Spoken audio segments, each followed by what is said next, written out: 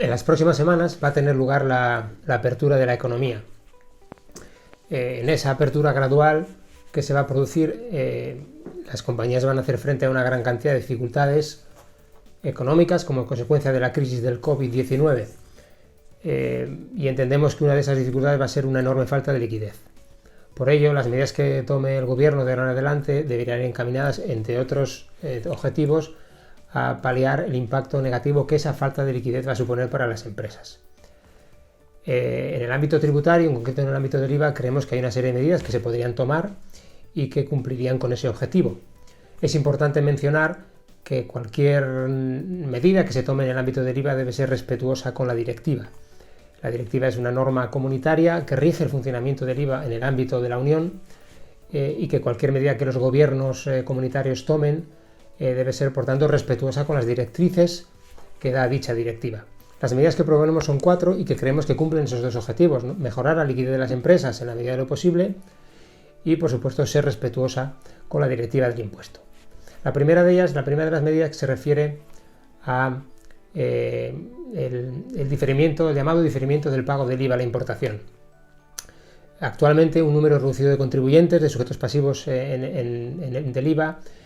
tienen la posibilidad de diferir el pago del IVA con motivo de una importación, es decir, no desembolsar el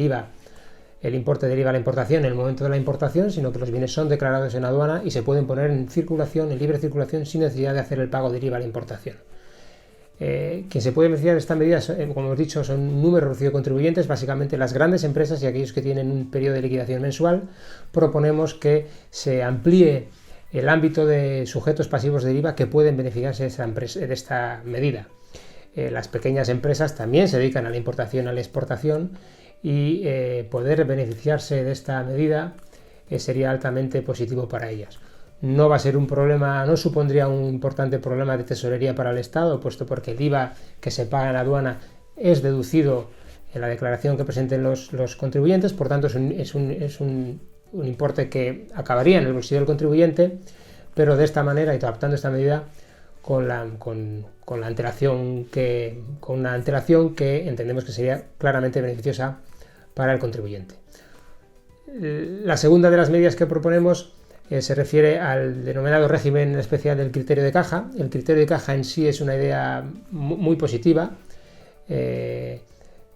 sentido teórico, pero en la práctica o en la forma en la que se ha puesto en marcha en España no ha sido tan positiva. De hecho, ha sido, podemos decir, que bastante negativa.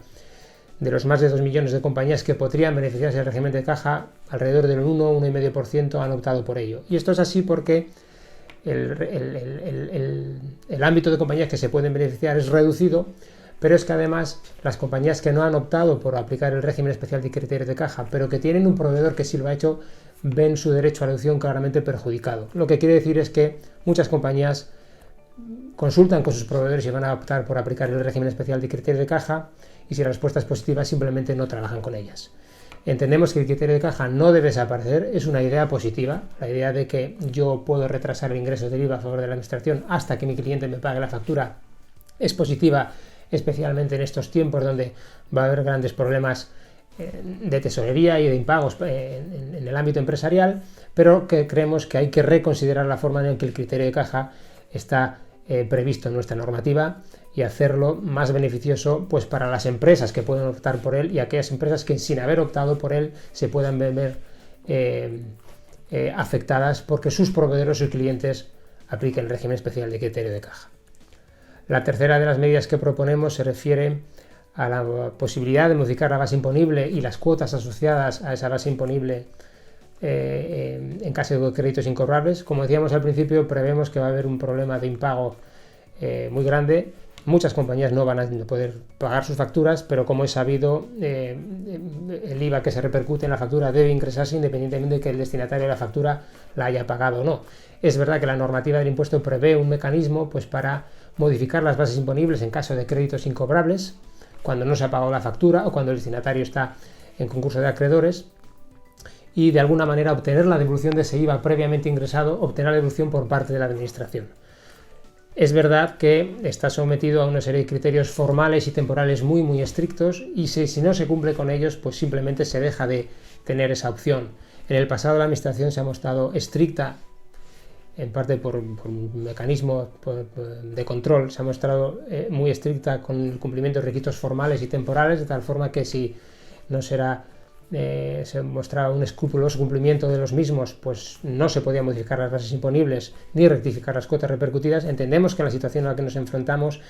sería necesario flexibilizar de alguna manera los requisitos formales y sobre todo los temporales para poder beneficiarse de esta medida. Esta podría ser una medida transitoria durante el tiempo que dure la crisis, no necesariamente tiene que perdurar en el tiempo, pero sin duda entendemos que es altamente necesaria, al menos en los próximos meses, con los grandes problemas a los que se van a enfrentar las empresas. Y la cuarta de las medidas que proponemos se refiere a los mecanismos para obtener la devolución del impuesto. España tiene básicamente dos procedimientos para obtener la devolución del impuesto. Un procedimiento de devolución que se llama mensual, es decir, las compañías pueden obtener la devolución de los saldos del IVA a su favor, cuando el saldo es negativo en definitiva, al final de cada mes,